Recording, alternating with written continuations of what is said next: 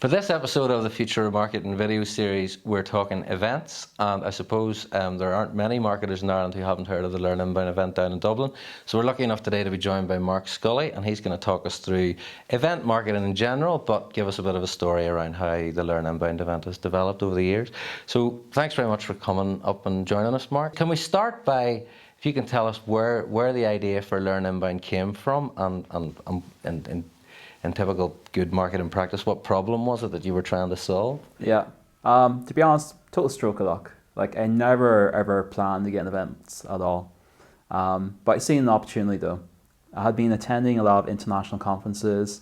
I seen the quality of the lineups. I seen the quality of the content that was being shared, and I didn't see anything like that in Ireland at the time. I thought the events that were taking place, especially in Dublin, were much lower quality to what I actually had seen elsewhere. But I happened to be browsing Twitter one day, and I noticed an expert speaker in the market, Michael King, who I had seen speak at a conference in Seattle, was in Europe on Pacific dates, but he also mentioned he was looking for events in Ireland to speak at. And I realized there was nothing. There was nothing at all in the market. But yeah, I wanted to hear him speak. So foolishly, like everyone who ends up in events, I asked myself, well, how hard can this be? You know, I want to do an event. How hard can it be? You got a speaker. That's 50% of the game, supposedly. I was wrong. But I thought, okay, I'm going to throw together a small meetup in 7 days, because sure, 7 days is fine. Lead up times on events. Didn't know what the hell I was doing. So I went and got a venue, a bar. I went and got a second speaker who lived locally. I put it together, and I called it Inbound Dublin, and I advertised it, free tickets. I had 60 people sign up to go. I thought, okay, this is amazing. I got 60 people who are interested in learning from these speakers on this date. And I ran it, and I had, I think, over 40 people turn up to it. Right. I thought, okay, great. Like, there's demand in the market for something like this. I've seen an opportunity and I've built something. But I realized I didn't know a lot about events at all. But I somehow made this work. So I went away for a year then. I decided I'm not going to host anything. I'm going to assess the industry a bit more. And then I actually decided then to rebrand it, because we call it Inbound Dublin. You're tied to Dublin. The brand's always Dublin. So to call it Learn Inbound, more generic name. And then it launched then in January 2015, the first proper Learn Inbound event. Same kind of structure, still short keynote talks. Right. But it was still free at 10 to 10 as well. And it slowly started to build from there. Like, the problem was the Irish market just didn't have anything that I felt was of the same standard internationally. I wanted to bring that to Ireland. Okay. I seen the opportunity, it just happened at the right time, and Learn Inbound came about from there. Okay. And what, I mean, you spoke a little bit about that Michael King was actually looking for opportunity to come to Ireland and speak. Yeah. Was that, first of all, was that model of international speakers then something that you decided on very early on, and then leading on from that, what sort of response did you get when you started speaking to international marketers about coming to Ireland for an event? I'll be honest, like, Ireland's a very attractive location for international speakers. The majority have never spoken here before anyway. And the thought of coming to Dublin to present to an audience of marketers who maybe hadn't seen them before, and to spend some time in Dublin as a location in terms of a holiday as well. It was actually very easy to get people to come. Like, anyone had reached out to agreed to speak. It was quite fortunate in that sense that people bought into a brand that had no recognition in the industry, because we were brand new. But they liked the format, they liked the way we pitched it, they liked the location. So it was actually not as hard as I was expecting to be. So for me, to separate ourselves from other local events, it was key to get international talent to the market in Ireland who had never spoken here before, but had something different to bring in terms of the content they wanted to share. I thought it was a level above everything else I'd seen in Ireland at the time. So even now, whenever I look at it, I still have that objective in mind, is I'm trying to go beyond just having local speakers who are great, but I want to bring something new each time we do it. So raising the bar every time we host an event. It's interesting you talk about the equity that sort of Ireland had. I mean, you hear people who are involved in exporting products and services, and they'd say, you know, they find that it exports very well, no matter what you're in. So Did you go with the confidence that that was the case, or was that a genuine surprise to you? Confidence, to be honest with you. Like, I mean, Ireland is very attractive to anyone I'd spoken to. Like, I mean, initially the first few speakers made me realize, okay, so it's not just a marketing event, it is a location in itself that sells it to people. And slowly, as I chatted with more and more people, especially people in the American market, they were really open to coming to Ireland for the first time. I realized, okay, you know what, even though we're only starting to build this, the fact that we have a great location is key. And I think that ultimately is what separates a lot of events. You know, if you look at even London, for example, the market's saturated with marketing conferences. London is not a selling point anymore. But Ireland as a location, there's very few marketing conferences in Ireland. And Ireland's it's such an easy place to get to for so many people, and it's quite affordable in terms of travel, and it's very attractive in terms of a holiday destination. That made it really, really easy for me. In some cases, that meant that people actually came here and paid for their own travel, simply because they actually want to come to Ireland. So whenever we were starting out with no budget, that actually was probably one of the key factors for us to get that kind of talent to come here. Okay, and I mean, you mentioned that you ran the series of the free events. When did the first sort of conference come together, if you like, and talk us through how easy that was? It was hard. Like the first event we ever held was a completely free event in Digital Hub in Dublin. We had 100 people go to it, and it sold out in a couple of days. I thought, okay, this is amazing. People actually love what we're doing under Learn Inbound name. We have 3 international speakers, and it sold. So foolishly then, I went from a free event to a paid event for the next one. It was the exact same format. It was a bigger venue, double the capacity. The tickets were €30 instead of free, and we offered a free drink and food this time. And I thought, okay, this is just going to sell, because we had built up an audience, built up trust, and we had put out the videos which shown the quality. That was the hardest event I've ever tried to sell in my life. Right. We actually sold, I think, 30 or 40 tickets for a venue that holds 240 people, shifting from a free event to a paid event. So that was a wake-up call there and then. And then we maintained that venue for the next one. We tried the format again. It got a little bit easier as we started to build trust again. But then we shifted to a full-day conference that October, I think. It was a one-day conference with 10 speakers, another venue again. So we actually shifted within like 9 months from a small free event in January through to hosting a full-day conference that October. But it wasn't an easy journey along the way, you know, and I think that's the key thing here is start small and don't make the mistake I made of actually shifting to a full-day conference until you actually have that brand in place and you build up that trust. I tried to do 4 events in my first year, which was probably the most difficult learning curve I've ever had in my career. So I actually shifted that fast. But I realized pretty early on that if you start free, people expect it to be free. Yeah. So that was probably my biggest mistake actually, was making a free event for the first one. It did have all the benefits to marketer. It gets you an email audience. It gets your brand out there. People will actually share it with one another because it's free. But you can't change that mentality very easily. And I think that's what made year one so hard for us, is because I actually had given away the best thing for nothing. Okay, and that set an expectation then? Set expectation, like that's extremely hard to get out of then. Secondly, like I actually had all the talks professionally recorded, video. Okay. But we actually made the videos available within a couple of days post-conference. Now, we know that video is great for getting your brand out there. It's great in terms of content. It really sells in that experience that you can get. But because we actually published it so close to the actual event date, it meant that people were less willing to pay for tickets for the next one now. Okay. So that's also a learning curve, which now I'm actually realizing that so far on. It's built an audience internationally. It's helped us get speakers, but it's actually made it much, much harder to sell tickets. Okay. So, yeah. Okay.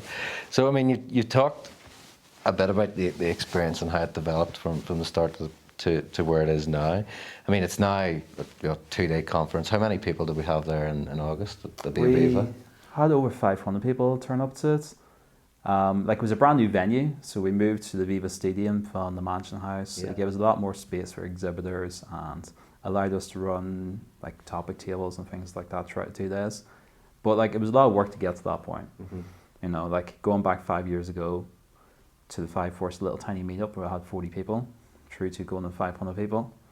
I think people don't realise there's so much graft that goes on behind the scenes. Yeah. For a 2-day conference like that, you're starting 12 to 18 months out, really, because you're trying to get the right speakers. You need to get the right people speaking at your conference to really make it compelling.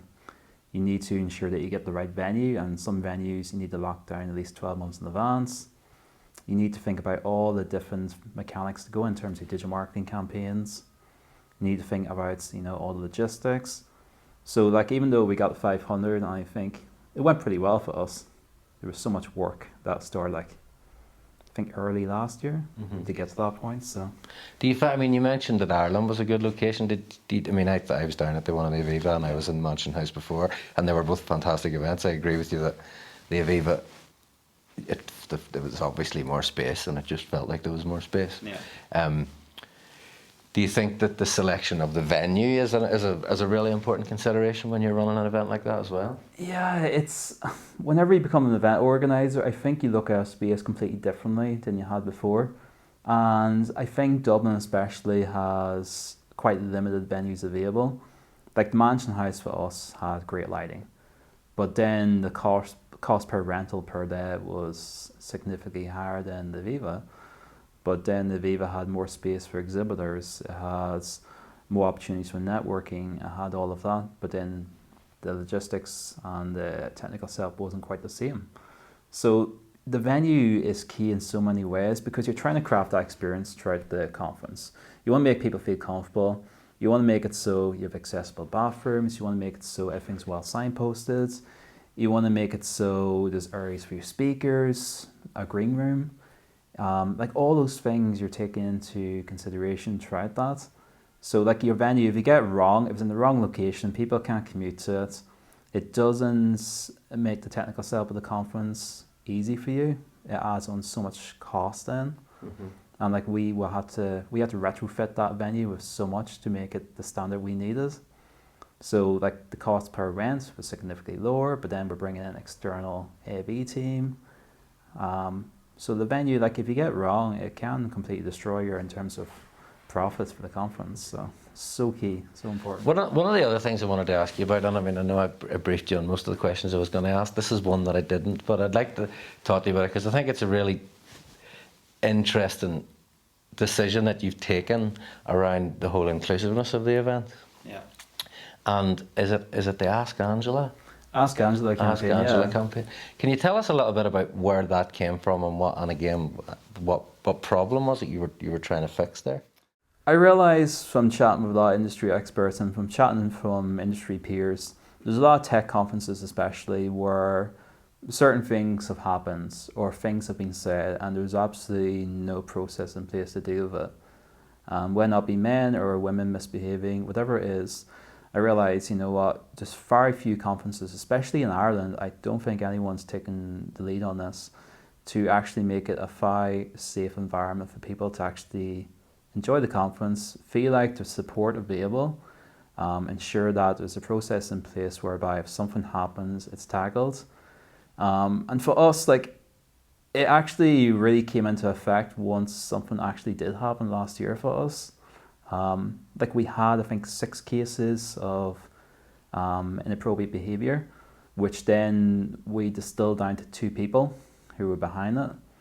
And only because we actually drawn attention to this happening on social media publicly, even though it had never been called out by anyone, we realised then other people came forward to chat with us, which then they actually sent us evidence of what happens. Some of it was WhatsApp messages that were sent, some were Instagram posts, some were inappropriate invites back to a hotel room. Like things like this had happened and realised people don't feel comfortable coming forward about this. So the best way to give a safe environment is to ensure that you're seen as the organiser to take the lead on this, that you actually have this process in place to tackle it. Like we make it so there's a mobile number on all wristbands and all signage. It goes straight through to our team. You can get in touch with us at any point. Send us a text message, give us a call, come to us. We also have a safe venue, or a safe place in the venue whereby you can come to us as well. And even if you just don't feel comfortable walking home alone, we'll call a taxi. We'll pay for it. It's fine. Or if somebody has said something to you and you feel uncomfortable, we'll also tackle it. I think, that's incredibly important, especially in this space, because digital marketing conferences, it's an educational experience.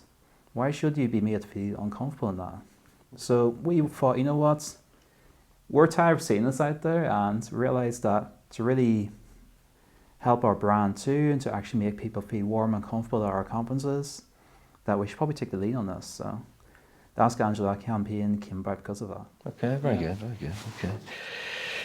Another thing that you run alongside the conference is your technical training courses. So where did that idea come from, and how did that end up manifesting itself? I've attended a lot of digital marketing courses over the years, and I've worked for some course providers as well. And I realised that as a marketer who's working in the industry, if you're trying to get some insights from someone highly experienced who's actually doing the job and is not just talking about the theory, it's not very many providers in the market doing this. So I thought about this and I thought, okay, who do I know who actually speak about these topics and actually share something incredibly useful and actionable? And the course came about through interest from my audience who had actually asked for this anyway. In fact, I seen the opportunity to actually build something like this in Ireland. There's a lot of certification providers, and personally, I don't think certifications necessarily reflect experience. Because I think a lot of people who are teaching these courses haven't done marketing in a considerable amount of time. So what is it for people like us? I thought, okay, this is a solution. We'll actually just work with the right people. We'll get them to structure the content based on what we know will be useful to that person going back to work the next day. And it's slowly started to build from there. We're taking our time with it. We're ensuring that the courses that we actually deliver are actually reflective of our audience and basing on demand. And we'll be launching a few more courses next year and building upon that, and eventually moving towards online training as well. So it's only been around for about 2 years, but the fact that our audience actually has shown interest. Do you think, I know from my experience of spending the 2 days at the conference, and you need to make sure, I know you probably don't get well rested in the few days before the conference, but I know before I go every year, I'm sure, make sure you're ready for this, because there's an awful lot to take in here. Yeah. For me, it's definitely broadened my view of exactly how much technical detail there is across so many disciplines. Yeah. So do you think of the technical courses for me almost seem like a natural evolution of, and I know leaving the courses that day, I think, there's lots of stuff going on there, but I'm definitely going to get a man in or a woman in who's going to show me how to do that, because I don't have either the technical capability or the time to learn how to do that properly. Yeah. Does it feel like it's just a natural evolution of the conference that these technical courses would then follow on from it? I think so. If you go to any conference talk, if it's keynote, it could be 30, 40 minutes. It's a slice of a particular part of what they actually do.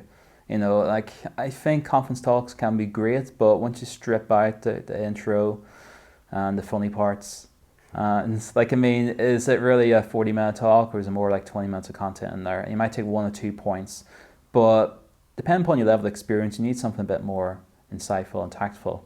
And I think that's where our courses have came in. And I think, blocking out those 8 hours to really get hands-on in terms of one particular element, like for SEO, focusing purely on technical SEO and learning from someone who actually worked with multi-million-dollar brands, that's great.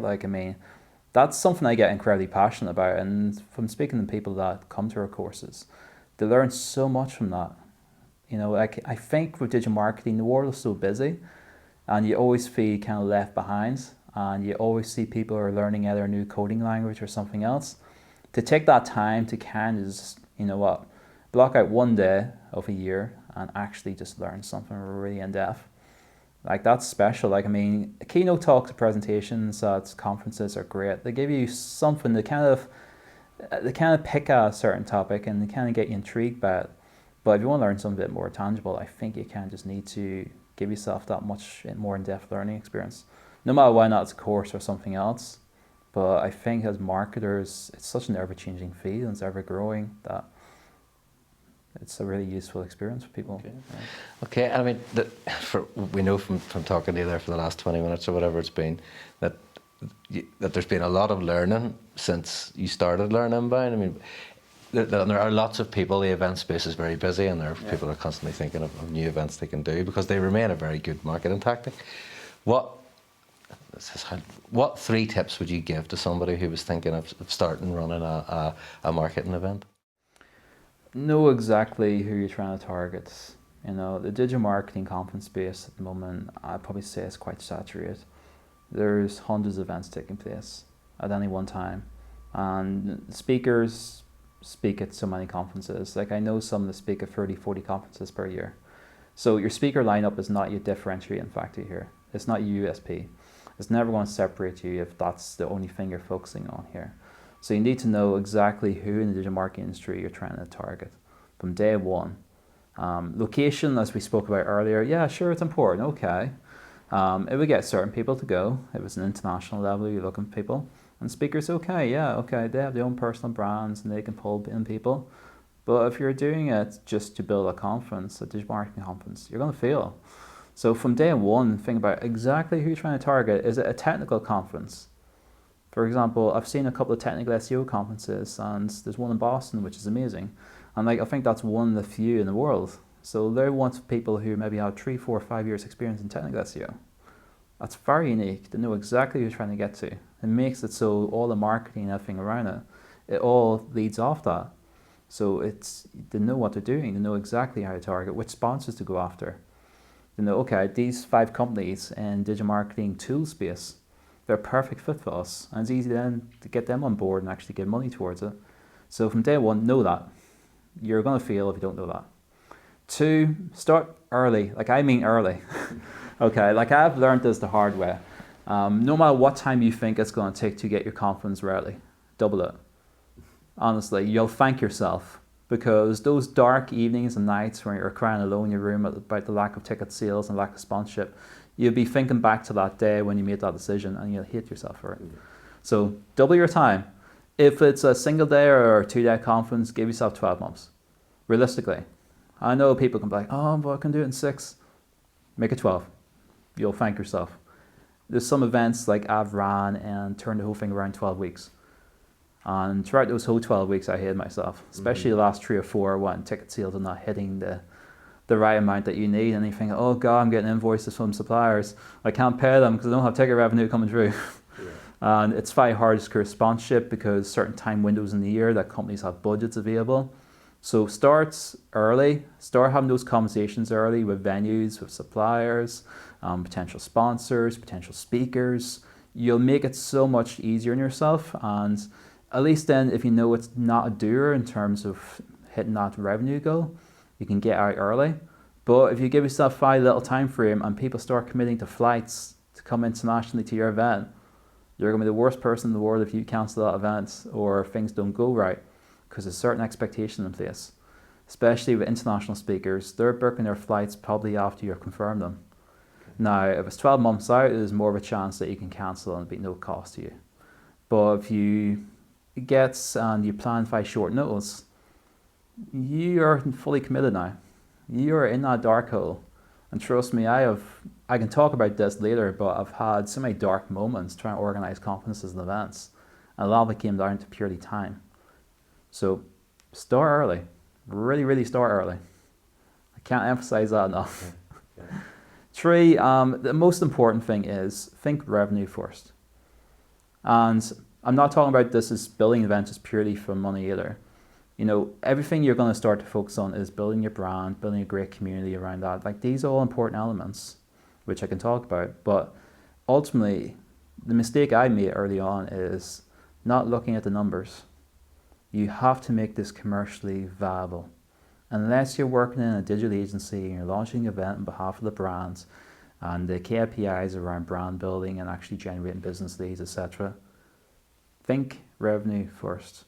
You need to assess and you need to monitor every single cost. The venue, okay, it's $3,000 for one day. Okay, but if you chat with an external AV company, how much are those LCD screens? Okay, you want to record it, how much is a video production company? Get these costs early, and if needs be then, think about the cost per ticket off that. I've seen so many events outside of even our own have actually failed because they haven't actually accurately looked at this. They're struggling to sell tickets and they're panicking and they're doing the things like extending early birds and flash sales, all those gimmicky things which I really hate, and I can't talk about that. It really bugs the crap out of me when I see so many flash sales, or we're rewarding you as a loyal email subscriber of an exclusive ticket type. But I would translate that as, we are not selling tickets, we're screwed, please buy a ticket. Do you think that comes from your experience as an event organizer? Or, because I do the same, I see that and think, there's no tickets selling for that event. Is there a danger sometimes that it looks like there's too many offers because people think people need a reason to buy? I mean, in my experience, is it yours? All the tickets sell in the last 2 or 3 weeks. Yeah, that's the thing though, right? You'll have your loyal customer base who will buy early because they love you, they know what to expect, and they'll buy at that super early rate. And sometimes you get super excited then because you're like, oh God, I sold so many tickets here. But then there's going to be that lull. Now that lull period, that's a depressing period because no matter what you do, people are still not buying. But then you say the ticket type is ending and you do the countdown clock and GDN ads, dynamic GDN ads, and you do your email campaign to people and you're saying you got 12 hours left to buy. Then you see again things to pick up, but then you go through a quiet period again and you ramp up the ticket price. Like that's the struggle right there. But the thing is, and this is the main problem I have with the conference space right now, and I include Learn Inbound's marketing right in this bucket, is I think that type of messaging now is overdone. And I'm sick and tired of seeing flash sales. Like there's a tech conference, which I won't name, it's in Europe. It's not too far away from here. And I think was it for this year's conference, every time I went on the website, they had a 24-hour countdown flash sale. But every day when I went back on, the clock had reset. It was not 24 hours. It was a DFS sale. I don't say anything.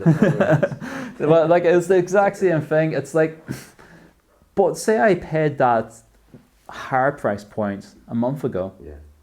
But then I come onto your website because I just want to view the schedule or speakers and I'm seeing this price point. Am I going to buy for next year? Unlikely, or I'm going to wait until I see this offer again. So you've killed your cash flow right there. You've actually made so your audience does not trust you. Does that come from, from you're in that dark period? I mean, I'm speaking from experience with the future marketing events here. You're in that dark period where it's 3 weeks and nobody's bought a ticket. Yeah. And the temptation can be to make a bad decision. Then at that point think, let's fire a discount onto this. But you need to respect the people that have already bought tickets and the future reputation of the event.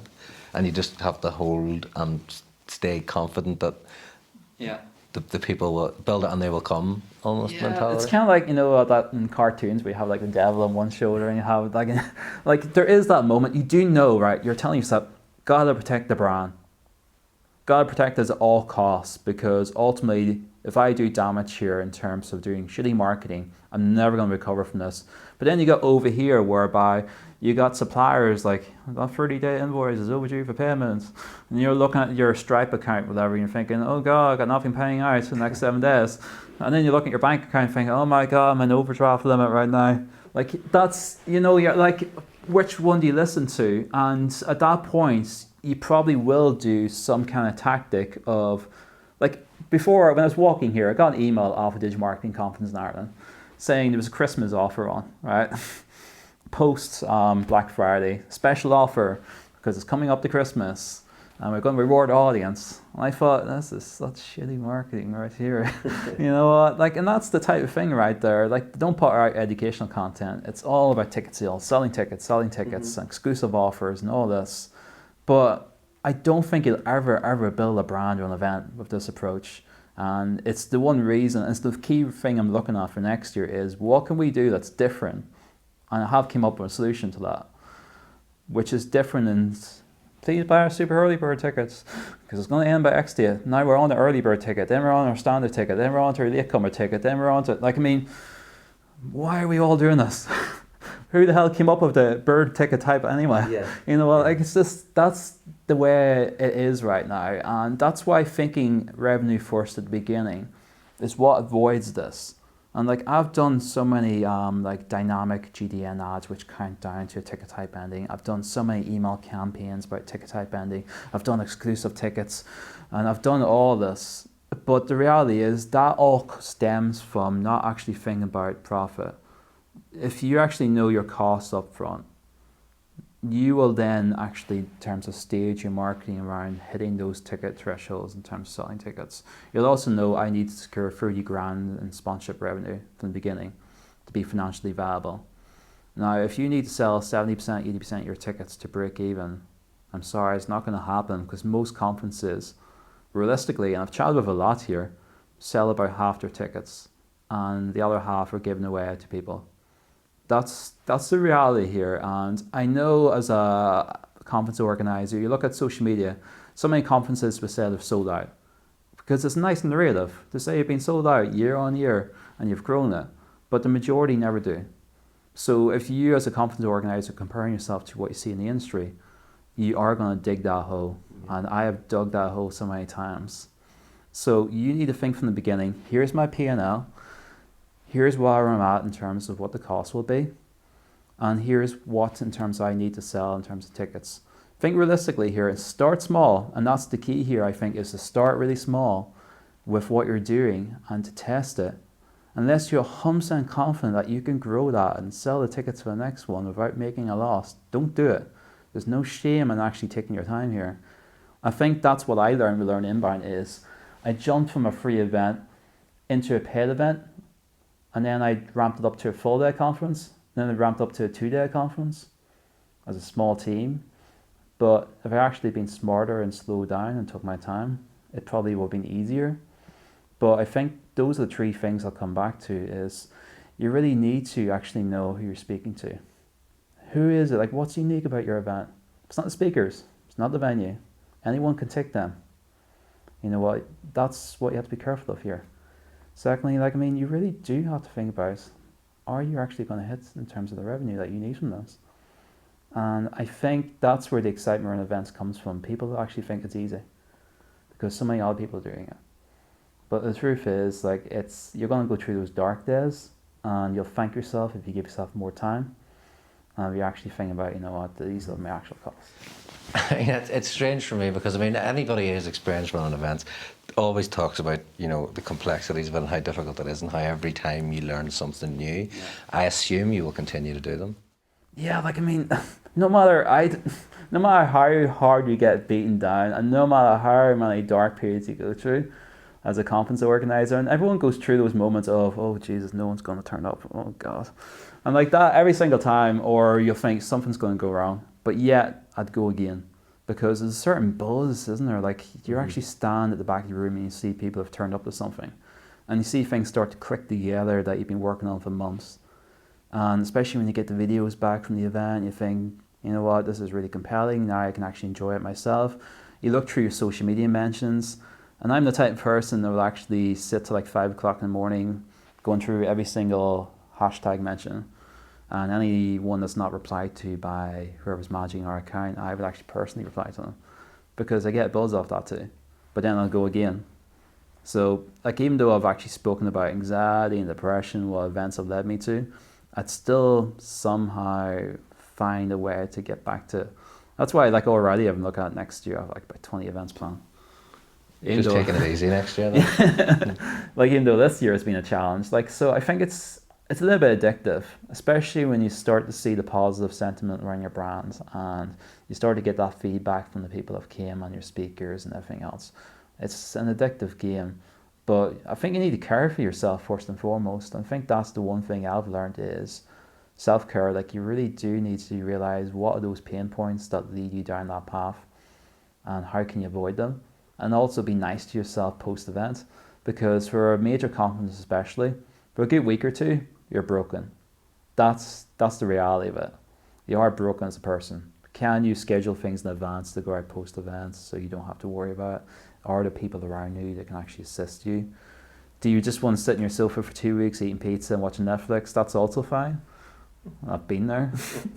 You know what, you just gotta know that, and I think no matter how addictive, no matter how much you want to commit to doing a lot of events, just be mindful of yourself and look after yourself, because it is a 5 stressful job. I think there's a number of studies that have said it's one of the most stressful jobs in the world, organising events. I do argue, and people will argue back saying, yeah, but you're doing nothing the rest of the year. It's like, that's not true. You know? But like, yeah, definitely do enjoy it then. Okay, great. Okay, Mark, thanks very much for coming in. That was a really interesting conversation, and hopefully everybody watching agrees.